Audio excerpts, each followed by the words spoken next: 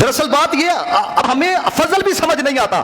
فضل ہم سمجھتے یہ اس کے پاس کوٹھی ہے، یہ رب کا فضل ہے. اس کے پاس فارچونر ہے، رب کا فضل ہے. حضرت والا اس کے ماتحت 100 بندہ کام کرتا ہے، رب کا فضل ہے. اور بھائی میرے، رب کا فضل اگر دولت ہے تو قارون کے پاس نہیں تھی. رب کا فضل اگر یہ عہدہ ہے، فرعون کے پاس نہیں تھا، نمرود کے پاس نہیں تھا. رب کا فضل یہ ہے، نماز پنجگانہ کس کو نصیب ہوتی ہے؟ رب کا فضل یہ ہے، ذکر یار کرنا کس کو نصیب ہوتا ہے؟ قرآن پڑھنا کس کو نصیب ہوتا ہے؟ ہمیں ابھی تک فضل سمجھ کے اندر نہیں آیا. جب فضل سمجھ کے اندر ہی نہیں آیا تو پھر فضل کوٹھی کو سمجھنا ہے، فضل فارچونر کو سمجھنا ہے. وہ فضل یہ ہے کہ اس نے تیری زبان پر اپنا ذکر جاری کیا ہوا ہے کہ نہیں کیا ہوا. یہ فضل ہے. اور یہ بھی میں آپ کو بات بتاتا چلوں، پھنستا وہی ہے جو غافل رہے. پھنستا وہ ہے. کبھی آپ ان لوگوں کے قریب جا کے دیکھو جو غافلین میں سے ہیں، تو وہ آپ کو اپنی ایسی ایسی داستان سنائیں گے کہ آپ اپنے کانوں کو ہاتھ لگائیں گے. ہو سکتا ہے آپ کو بھی کئیوں نے سنایا ہو. حضرت جنید بغدادی کو نا علامہ عبد الرحمن صفوری نے لکھا، ایک بندے نے نا پرندہ گفٹ کے اندر دیا، آپ نے پنجرے کے اندر بند کر دیا. تو حضرت جنید بغدادی کا نام تھا، وہ لوگ ملاقاتوں کے لیے آتے تھے جاتے تھے. ایک دن پرندہ زبان حال سے کہتا ہے، جنید بغدادی خود تو اپنے دوستوں سے ملاقاتیں کرتے ہو اور مجھے قید کر کے رکھا ہوا ہے. بات بڑی دل کے اوپر اثر کی. حضرت جنید بغدادی نے پرندے کو آزاد کر دیا. اب اس نے اڑتے ہوئے کیا کہا؟ اس نے کہا، جنید بغدادی جب تک بندہ یار کو یاد کرتا رہتا ہے نا، اس وقت تک آزاد رہتا ہے.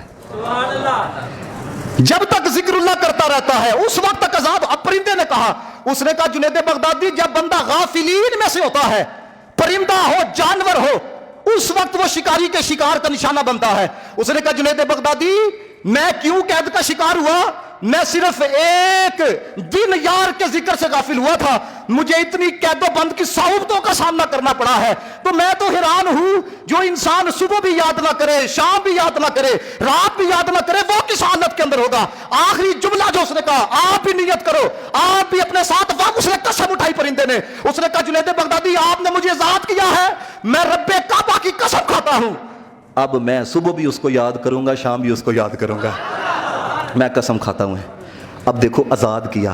اب مجھے بتائیں، جس پرندے کو آزاد کیا جاتا ہے وہ کدھر پلٹ کے آتا ہے؟ آزادی تو آزادی ہوتی ہے نا.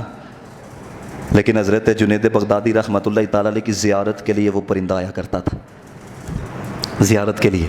اور لکھا ہے جب دسترخوان لگتا تھا ساتھ بیٹھ کے آپ کے ساتھ کھانا بھی کھایا کرتا تھا، دانا جگا کرتا تھا. اب اگلی جو بات آپ کو بتانے لگا، علماء نے لکھا آزاد کیا تھا، پھر وہ واپس کیوں آتا تھا؟ پھر وہ پرندہ حضرت جنید بغدادی کا کیوں ہو گیا؟ کیا وجہ ہے؟ آپ نے آزاد کیا پھر واپس آیا، وہ پرندہ کیوں حضرت جنید بغدادی کا ہو گیا؟ کہتی ہے وجہ یہ ہے، جنید بغدادی رب کے ہو گئے تھے، اس لیے پرندہ جنید بغدادی کا ہو گیا. تو نتیجہ کیا نکلا؟ کائنات کی جس شے کو اپنا بنانا چاہتے ہو اس کے پیچھے نہ بھاگو، تم رب کے ہو جاؤ. حدیث ہے، فرمایا من کان للہ کان اللہ لہ. فرمایا جو رب کا ہو جاتا ہے رب اس کا ہو جاتا ہے، اور جس کا رب ہو جاتا ہے اس کا سب کچھ ہو جاتا ہے. تو یہ ایک قاعدہ جب زندگی میں انسان کو سمجھ نہیں آتا، ایک ایک چیز کے پیچھے وہ 20 سال دوڑ لگاتا ہے. ایسی بات ہے کہ نہیں؟ تو اس لیے ذکر یار شامل کرو. میں کل ناروال تقریر کرنے کے لیے گیا ہوا تھا، تو ایک نعت خان نے بڑے پیارے لہجے کے اندر نا ذکر اللہ کروایا. تو میں نے اس لہجے کو کاپی کیا، تو میں نے نیت کہ میں آپ سب کو یہ کرواؤں گا. اب وہ ذکر اللہ یقین جانے اتنا سکون تھا، اتنا میرا دل کر رہا تھا وہ بار بار کرتا رہے. اب وہ کیا لہجہ تھا جس لہجے کے اندر وہ ذکر اللہ کر رہا تھا؟ لا الہ الا اللہ. لا، سکون دیکھو کتنا ہے، آنکھیں بند کر کے کرو بڑا سکون آئے گا. لا الہ الا اللہ، لا الہ الا اللہ.